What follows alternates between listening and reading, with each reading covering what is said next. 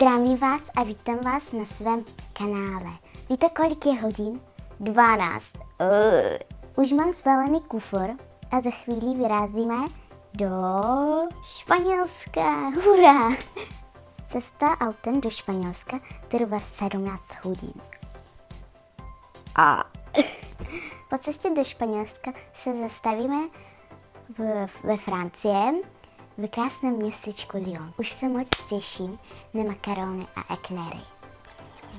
Taky máme v plánu zajet na ústřičnou farmu, kde se podíváme, jak ty malí živočichové žijí a jak rostou.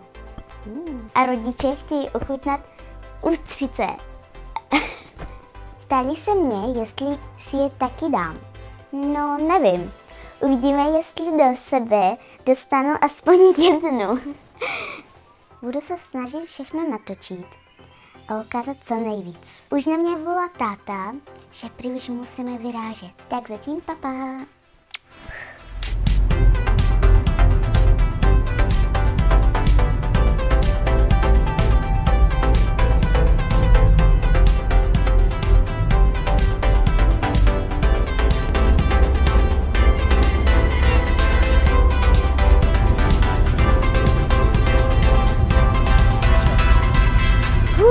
Konečně jsme ve Francii.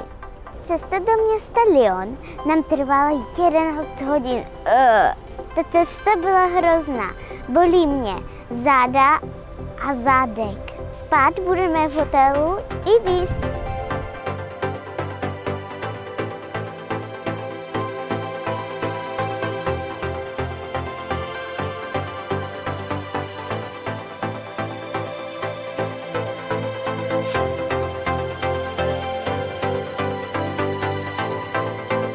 Teď vyrážíme na procházku krásným městečkem Lyon. Teď doufám, že bude krásné.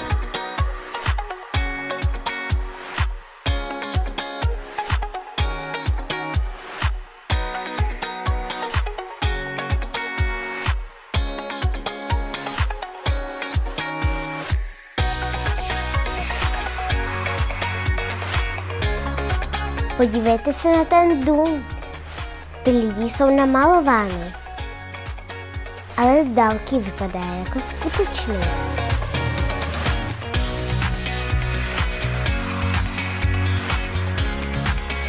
Jdu se ho pořádně prohlídnout.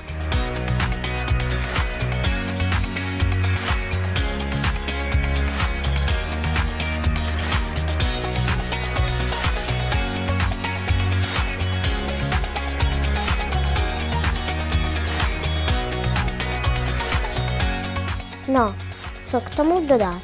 Pěkná práce.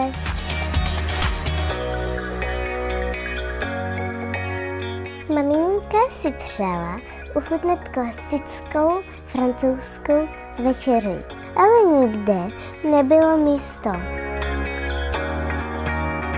Tak jsme skončili v japonské restauraci.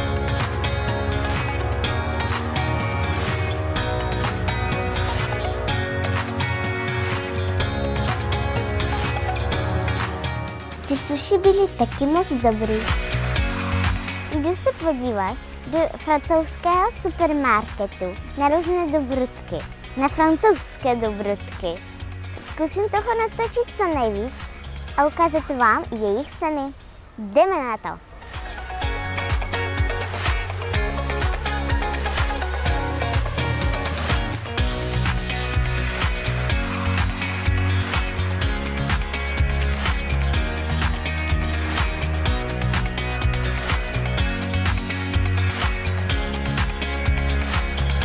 Cestou do supermarketu jsme objevili francouzskou cukrárnu. To jsem si nemohla nechat ujít.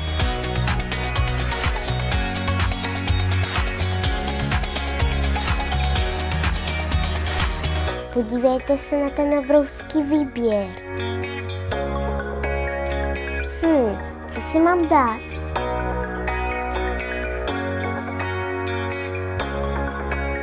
Dám si eklér s čokoládovým krémem, taky si dám hořkou čokoládu a ještě prosím eklér s vaníkovým krémem.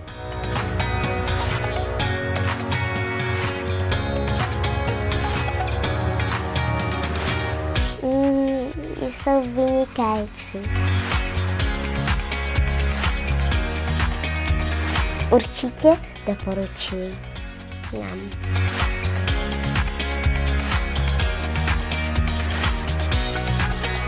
Hádejte, kde to jsem? Jsem ve Francii. V městečku Loukaté, Likaté, Joukaté. To je jedno. Přijela jsem na ústřičnou farmu. Všechno vám tu ukážu a nakonec ochutnám ústřice. Jdeme na to.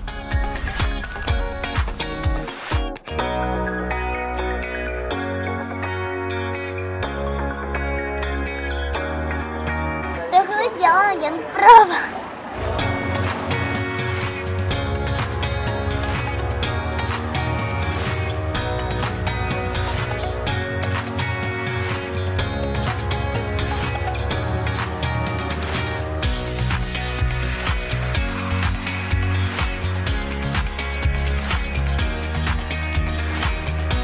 Je dobrá.